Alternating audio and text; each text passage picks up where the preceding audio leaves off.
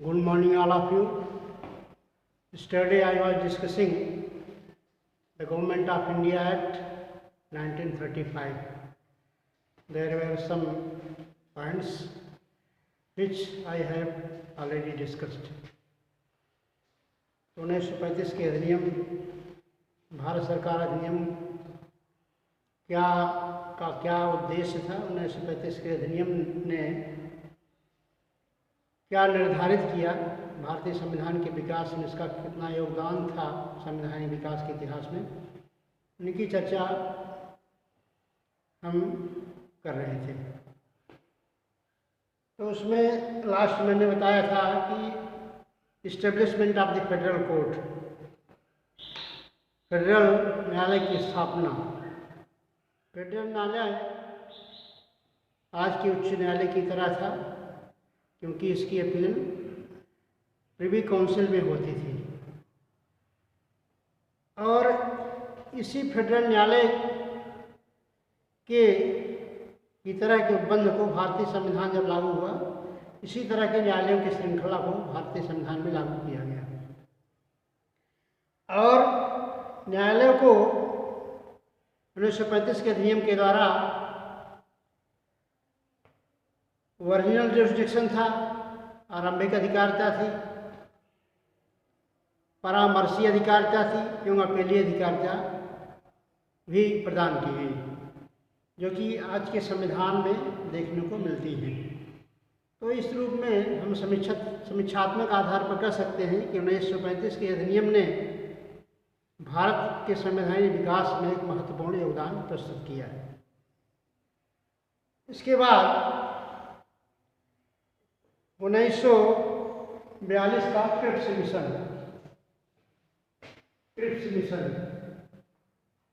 Stafford Cripps के नेतृत्व में 1942 में एक मिशन आया,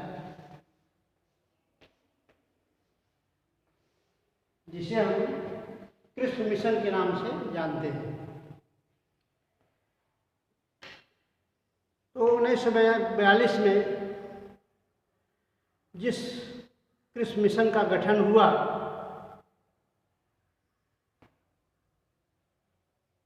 सर स्टैफर्ड क्रिप्स के नेतृत्व में, उसे हम क्रिप्स मिशन के नाम से जानते हैं, क्योंकि 1935 का अधिनियम बनाने के पश्चात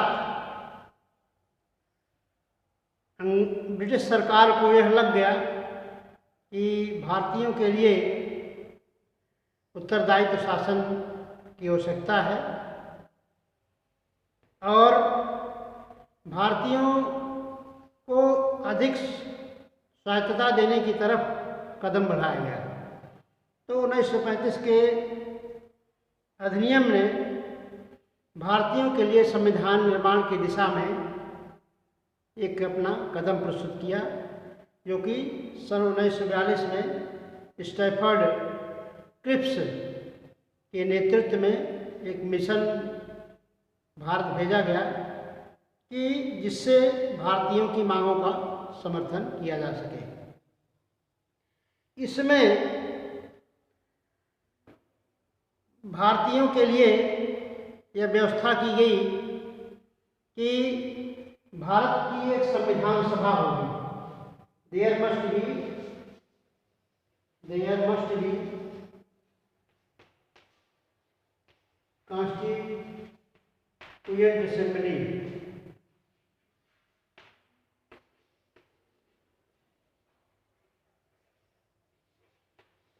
भारत के लिए संविधान सभा की व्यवस्था की जाएगी, जिसे संविधान निर्माण की जिम्मेदारी प्रदान की जाएगी। और दूसरा पॉइंट यह था कि जो ब्रिटिश भारतीय प्रांत हैं, जो ब्रिटिश भारतीय रियासतें हैं, इनको भी संविधान सभा में इनको प्रतिनिधित्व प्रदान किया जाएगा तथा प्रत्येक राज्य तथा प्रत्येक देशी रियासतों को यह स्वतंत्रता दी गई कि अगर वे चाहें तो अपनी संविधान सभा का निर्माण स्वयं कर सकते हैं। इसमें ब्रिटिश सरकार किसी तरह से कोई दबाव नहीं डालेगी। अगर कोई राज्य चाहता है, कोई प्रांत चाहता है कि उसके लिए अलग संविधान सभा हो, तो ब्रिटिश सरकार उसकी पूरी तरह से जो है स्वतंत्रता प्रदान करेगी, उसमें कोई दबाव नहीं डालेगी। और जो देशी रियासतें हैं वे संघ में शामिल हों या नहीं, इनमें उनको पूरी आज़ादी है, इसमें पूरी स्वतंत्रता है। इसमें ब्रिटिश सरकार इस मामले में कोई भी इंटरफियरेंस नहीं करेगी। इस तरह से प्रत्येक प्रांत को जो है अपनी संविधान सभा के निर्माण का अधिकार होगा। और तीसरी बात यह है कि जो ब्रिटिश भारतीय प्रांत थे उनको संघ में शामिल हों या ना हो पूरी आज़ादी दी गई थी। और सांप्रदायिक निर्वाचन या जो संविधान सभा होगी उसमें हर जाति वर्ग तथा संप्रदाय को विशेष महत्व दिया जाएगा। इन सब की भी व्यवस्था की गई। तो स्टैफर्ड क्रिस्प के नेतृत्व में जो मिशन भारत आया उसमें भारतीयों के लिए इन सुझावों को रखा गया। उसमें और कुछ प्रमुख सुझाव हैं जिनको हम आगे भी बता रहे हैं कि जो ब्रिटिश स्टैफर्ड क्रिस्प के नेतृत्व में जो संविधान सभा का मसौदा पेश किया गया उसमें कहा गया कि भारतीयों के संबंध में जो सत्ता का हस्तांतरण होगा ब्रिटिश सत्ता से भारतीय सत्ता में जो हस्तांतरण होगा, कहने का तात्पर्य है जो ब्रिटिश गवर्नमेंट भारतीयों को सत्ता प्रदान करेगी, हस्तांतरित करेगी, उसमें उसको यह देखने की स्वतंत्रता होगी अगर कोई समस्या उत्पन्न होती है तो उसका समस्या को हल करने की जिम्मेदारी ब्रिटिश सरकार की होगी। और ब्रिटिश सरकार भारतीयों को पूरी तरह से सैनिक मदद उपलब्ध कराएगी, सेना की मदद देगी तथा उसमें भारतीयों को नैतिक भौतिक सहयोग की भारतीयों से अपेक्षा होगी। इस तरह से स्टैफर्ड क्रिप्स ने निम्न सुझावों को भारतीय संविधान सभा के भारतीयों के सामने रखा कि जैसे ही द्वितीय विश्व युद्ध चल रहा था, जैसे ही द्वितीय विश्व युद्ध समाप्त हो जाता है, भारतीयों को सत्ता का हस्तांतरण कर दिया जाएगा तथा सैनिक तथा कुछ ऐसे अधिकार रहेंगे जिसमें भारतीयों को पूरी तरह से सहयोग करने की जरूरत है। लेकिन स्टैफर्ड क्रिप्स मिशन के प्रस्ताव द्वारा इस मिशन के प्रस्ताव का कांग्रेस सहित सभी राजनीतिक दलों ने पूरी तरह से बहिष्कार किया, पूरी तरह से विरोध किया तथा मुस्लिम लीग भी इससे संतुष्ट नहीं थी। कांग्रेस ने कहा कि सुरक्षा की जिम्मेदारी जो ब्रिटिश सरकार के हाथ में रहेगी, इसमें भारतीयों की सहयोगिता होनी चाहिए, क्योंकि रक्षा का दायित्व पूरी तरह से जो सेना के मामले में भारतीयों को पूरी तरह से आज़ादी दी जाए, सैनिक सत्ता का भी हस्तांतरण किया जाए और जो जाति भाषा धर्म के आधार पर जो इसमें विभाजन की बात कही गई थी, इसको भी भारतीयों ने मानने से अस्वीकार कर दिया। इस तरह से 1942 में इस मिशन के खिलाफ क्विट इंडिया मूवमेंट आया, भारत छोड़ो आंदोलन। गांधी जी के नेतृत्व में 1942 में भारत छोड़ो आंदोलन, क्विट इंडिया मूवमेंट।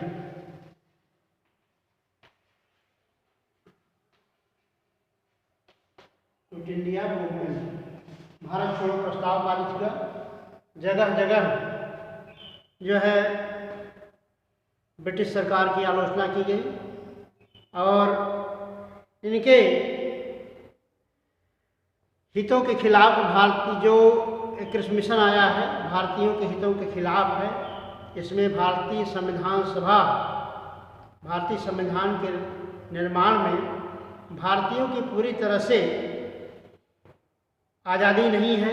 उसमें जगह जगह ब्रिटिश सरकार ने तमाम ऐसे भेदभावपूर्ण निर्णय लिए हैं जिससे कि भारतीयों को पूरी तरह से सत्ता का हस्तांतरण नहीं हो रहा है। तो इस तरह से 1942 में क्विट इंडिया मूवमेंट की शुरुआत हुई। महात्मा गांधी से अन्य नेताओं ने क्विट इंडिया मूवमेंट की शुरुआत की।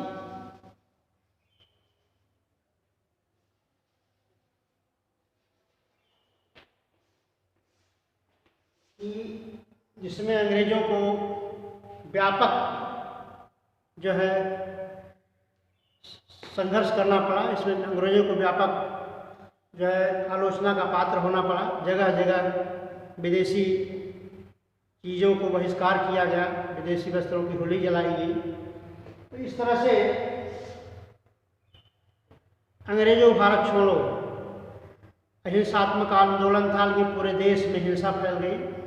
जगह जगह भारतीयों ने अंग्रेजों के इस मिशन का पूरी तरह से पूरे देश में विरोध किया और अंग्रेजों को यह बाध्य किया कि जो संविधान सभा होगी वह भारतीयों द्वारा ही बनाई जाएगी।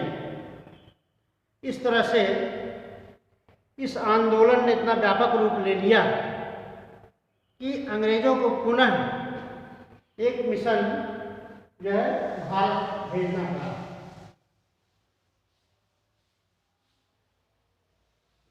जिसे कैबिनेट मिशन के नाम से जाना जाता है। कैबिनेट मिशन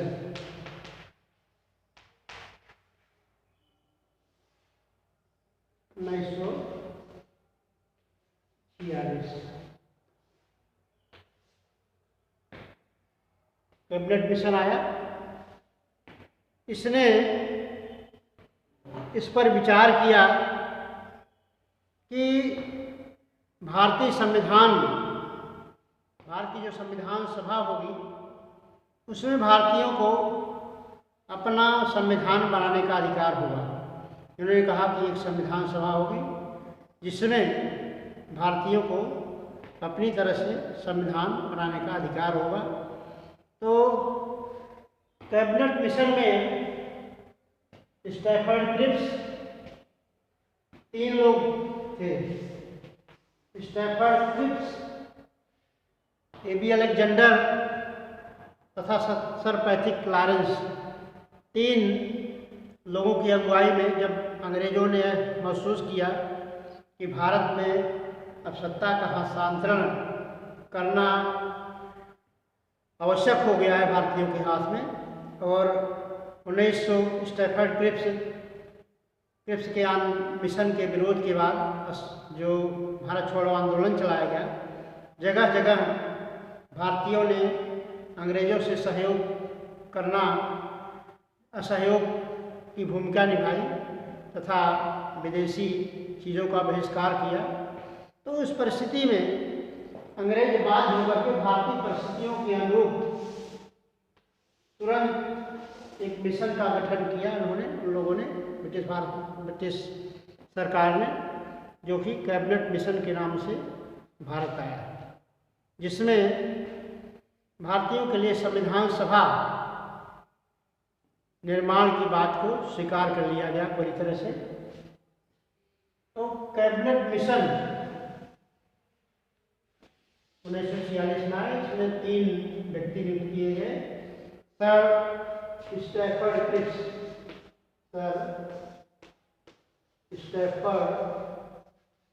क्रिप्स,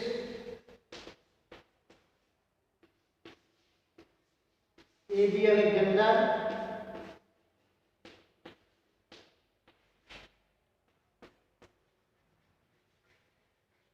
तथा तीसरे सर पैट्रिक लॉरेंस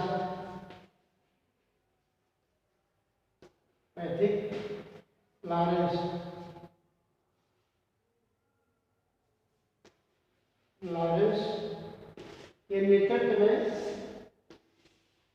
दूसरा मिशन भारत भेजा गया, जिसे कैबिनेट मिशन के नाम से जाना जाता है।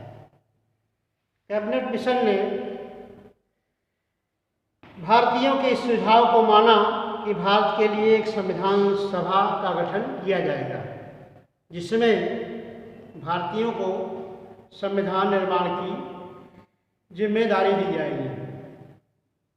और दूसरा प्रमुख उनका सुझाव था कि प्रत्येक राज्य जो ब्रिटिश भारत हैं या के प्रत्येक राज्य या देशी रियासतें हैं, इनको संविधान सभा में अनुपातिक जो है जिम्मेदारी दी जाए, क्योंकि कैबिनेट मिशन जो आया,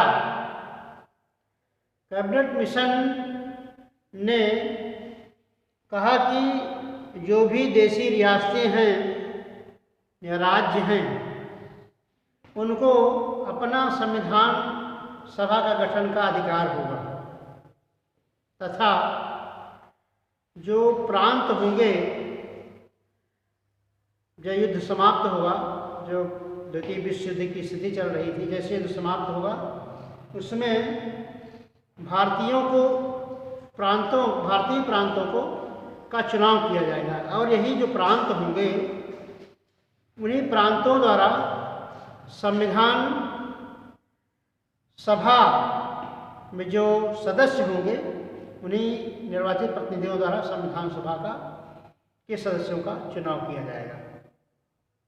इस तरह कैबिनेट मिशन ने अपने सुझावों को आगे प्रस्तुत किया, लेकिन उनकी इस मांग को कि प्रत्येक राज्य चाहे तो उसमें इसको अपना स्वयं संविधान निर्माण की जिम्मेदारी होगी, और इस तरह से यह मांग भारतीयों को अच्छी नहीं लगी।